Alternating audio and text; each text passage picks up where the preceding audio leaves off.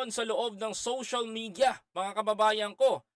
Dito balitang-balita po ito at pinag-uusapan na po sa loob ng balita at news ngayon at sa mga social media at sa mga vlog, mga kababayan. Ito po Japan, Pilipinas, US sanib puwersa sa South China Sea. Yan, yari ka siya. Eto siya, mga kababayan ko. Sabi po dito sa balita, mga kapatid, tiniyak ni Japanese Prime Minister Kishida Fumio ang tulong sa kanilang bansa upang higit na palakasin ang relasyon ng Pilipinas. Relasyon sa Pilipinas, mga kababayan ko. Ito pa, dagdag pa, mga kababayan ko, ipinangako ito ni Japanese Prime Minister sa kanyang talumpati sa Special Joint Session sa Kongreso nitong Sabado, November 4, kung saan binanggit niya ang usapin sa South China Sea. South China Sea na kailangan umanong daidaan sa pagsunod sa batas at hindi sa pamamagitan ng puwersa o dahas, mga kababayan. Correct! Mga kababayan ko, eto, mag-isip kayo. Mag-isip kayo Ang kalapit na bansa ng Japan ay Taiwan. Okay, Taiwan. At ang Taiwan ay kiniklaim ng China. Mga kapatid, ng China, mag-isip kayo, bakit ang may isang teritoryo ng Japan doon sa malapit sa Taiwan na kiniklaim ng China? Bakit yung China, hindi nila makanti-kanti yung Japan? Mag-isip kayo kung bakit. Ito, mag-isip kayo kung bakit. You know what's the reason? Mga kababayan ko, takot ang China sa Japan. Dahil kung babalikan natin yung unang panahon, minsan na rin sinakop ng Japan ang China. Mga kapatid, alam nila ibang klase pagdating sa gera ang Hapon. Kasi ang mga Hapon, naghaharakiri. O yan. O alam nyo na ibig sabihin nun, hindi ko pwedeng banggitin dito. Naghaharakiri ang mga yan. Alamin nyo po ibig sabihin ng harakiri. Ayan Hindi nila makanti-kanti yun. May isang paksa doon na kinukuha ng China, hindi nila magalaw-galaw. Bakit? Kasi 10-10 line na yung sinasakop nila. So sakop na rin yung pag-aari ng Japan. Hindi nila makanti-kanti yung lugar na yun. You know what's the reason? Takot ang China sa Japan. Dahil minsan na silang pinahirapan ng mga Hapon. Kaya takot yan, mga yan. Hindi nila makanti-kanti yan.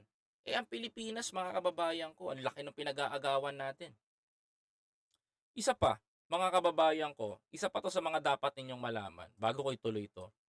Alam mo itong China, alam nyo po ba itong China, kaya pilit nilang kinukuha ang West Philippine Sea dahil ayaw na nilang dumaan sa mga US territory. One of the reason, sa aking mga nalaman, ang China ay naghahanda sa isang gera. Opo, gera. Gera na matuturing natin na palawakan. Sa India, mga kababayan ko, meron silang pinag-aagawan na teritoryo. Yung sa Himalayan Mountain, mga kapatid. Alam nyo po ba, ang Kashmir na bansa o itong bansang Kashmir ay wala pong pinatayuan ng daanan ng China dahil sa walang humahawak na malaking bansa sa Kashmir. Alam nyo po ba, ang plano ng China, mga kababayan ko, ay gumawa ng isang daanan papuntang Iran, Kuwait, yung mga malalaking daanan ng kanilang langis, mga kababayan ko. Kasi pag dumating yung punto, mga kababayan, pag dumating sa punto na nagkaroon ng gera at malawak ang gera, mga kapatid, hindi po mapakikinabangan ng China yung West Philippine Sea. Corner po kasi sila. Alam niyo po ba kung bakit iniingatan ng US itong ating bansa at pati Hapon nagkakaisa na kahit ng Canada? Dahil kapag ang China nakaporma sa West Philippine Sea, tandaan ninyo, mga kababayan ko, malaking dilubyo. Bakit, mga kababayan ko? Iniisip ng China kung lulusubin nila ang US, pababagsakin nila ang US kasi pinakamalakas na bansa to. Kung pababagsakin nila yan, tingnan nyo mangyayari, mga kapatid. Iikot pa yung mga kargamento nila sa West Philippine Sea. Pero kung dadaan sila sa India, Kashmir, India, Kuwait, ayan, Bahrain, Iran, mabilis sila makakapasok, mabilis silang mapapatakbo yung kanilang mga tao. Kaya pilit nilang kinukuha yung West Philippine Sea dahil security threat sa kanila, mga kababayan ko. Takot sila na maunahan ng Amerika. Sa totoo lang. Napakalaking kwento yan, separate ko sa inyo. Kaya pinag-uusapan ngayon yan. Connected din to dito. Kaya sabi dito, mga kababayan ko, nasa proseso umano ang trilateral cooperation sa pagitan ng Japan at Pilipinas at Estados Unidos upang protektahan at pangalagaan ang freedom of sea navigation sa South China Sea, mga kapatid.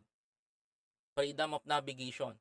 In order to maintain the strength of the pre-open international order based on the rule of law, the multi-layer cooperation among allies and like-minded countries is crucial ayon kay Kishida. Dagdag pa niya, mga kababayan ko, sabi pa dito, ayon kay Kishida, na pag-usapan nila ni Pangulong Ferdinand Marcos Jr. at US Vice President Kamala Harris ang issue ng South China Sea at ang pangalan ng ang at ang kapakanan ng kapaka, ano kapangangailangan ng palakasin ang kooperasyon para manatili itong bukas at ligtas. Sabi ito, mga kababayan ko. Yan po ang sinasabi dito. Katulad ng Pilipinas, ang issue rin ng Japan sa China, partikular sa inaangking teritoryo sa East China Sea. Mga kababayan ko. I told you, may ninanakaw din ng China. Ay, ninanakaw. May kinukuha rin di umano ang China sa Japan. Alam nyo po ba, kapag ang China nakaporma na, kapag ang China nakaporma dyan sa West Philippine Sea, mahihirapan tayong lahat. Magandang gabi rin sa inyo, Mami Peng. Alam niyo po ba, mahihirapan tayong lahat yan. Kasi there's a tendency na yung dadaanan ng passage sa West Philippine Sea, mga kapatid, pwede kasi once na napangalagaan natin yan, pwede natin i-block yung supplies nila eh. Sa totoo lang, pwede natin i-block yung supply nila at hindi makakatawid doon papunta. Kumbaga, ang Pilipinas ay maiipit sa lahat, mga kapatid. To be honest, ipit tayo dito kung magkataon. Kaya huwag niyong ipanalangin na magkaroon tayo ng gera dito sa bansa natin, Diyos ko. Mas okay na sa akin na may Japan. Okay na sa akin na may US. Pabor ako dyan. Bakit? Kasi ngayon kailangan natin eh. Kailangan natin sila eh. Eh kung malakas lang ang bansa natin, kung di nyo pinatalsik si FEM nun, eh di sana, ang lakas ng bansa natin. Eh wala eh. Mga kababayan ko eh, kailangan natin sumunod kay Uncle John, kay Oji-san. Kaya kailangan natin sumunod sa mga yan. Bakit? Mga kababayan ko, sila yung malakas na bansa ngayon eh. Kailangan natin sila para protektahan tayo. Protektahan tayong mga Pilipino. Ganun, mga kababayan ko. 'Di ba? Yan ang dapat nating tutukan. Kung anong benepisyo nila sa bansa natin. Kung anong maitutulong nila sa atin. Kung anong maibibigay nila sa atin. 'Di ba?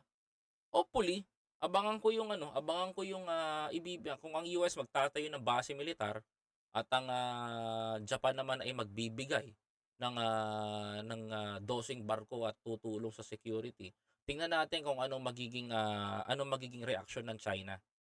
Gusto ko makita eh. If ang China ba matatakot? If ang China ba kikilabutan sa ginagawa ng Japan at US ngayon? 'Yun ang gusto ko tignan dito, mga kababayan ko. 'Yun ang gusto ko abangan dito. Kung anong reaksyon ng China. Because I know, China, kaya niya kinakaya-kaya ang mga Pilipino. Kasi alam niyang wala tayong kakayanan eh. Kita niyo kung bulihin nga lang tayo, kung banggain nga lang yung ating mga barko, 'di ba? Ganun-ganun na lang tayo bastusin, 'di ba? Kung tutusin kapag pinag-usapan sa pagiging Coast Guard o sa batas natin sa karagatan, pambabastos na ng China sa Pilipinas 'yon. 'Di ba? Remember, sinabi nga ni Joe Biden eh, kapag ang Pilipino, pag ang barko natin ay inapit tayo, sinira o ginigipit, ginigipit, hindi tutulong ang US. So ginawa ng China ngayon, Binangga nila yung barko natin, tignan natin, asan ka ngayon para sasabihin nila ganito, "Asan? Kaya mo ba Joe Biden? Kaya mo ba ang China? Kaya mo ba ang China? Kaya mo ba kami?" Gano'n ang nangyayari ngayon mga kababayan ko. Tinitignan nila kung tutugon ng China. Titingnan nila kung tutugon ng US. So, abangan natin yung mga mangyayari, pero manalangin po kayo mga kababayan ko na magkaroon ng giyera sa Pilipinas. Kawawa po tayo. Kaya please lang, mga kapatid, kung ano man maitulong ng mga bansa sa atin, kunin natin. Kung ano man maitulong nila, i-grab natin. Pero isa lang po ang masasabi ko, manalangin po kayo na huwag magkaroon ng giyera sa bansang Pilipinas. Kawawa po tayong mga Pilipino, mga kapatid. Tandaan po ninyo, bumabangon pa lang po ang Pilipinas. 'Pag tayo ginera, panibagong pagbangon na naman 'yan. Panibagong pag-unlad na naman 'yan, mga kababayan ko. Kaya manalangin po kayo palagi, sama niyo po sa inyong panalangin ng Pilipinas na 'wag matuloy ang anumang giyera na puwedeng mangyari.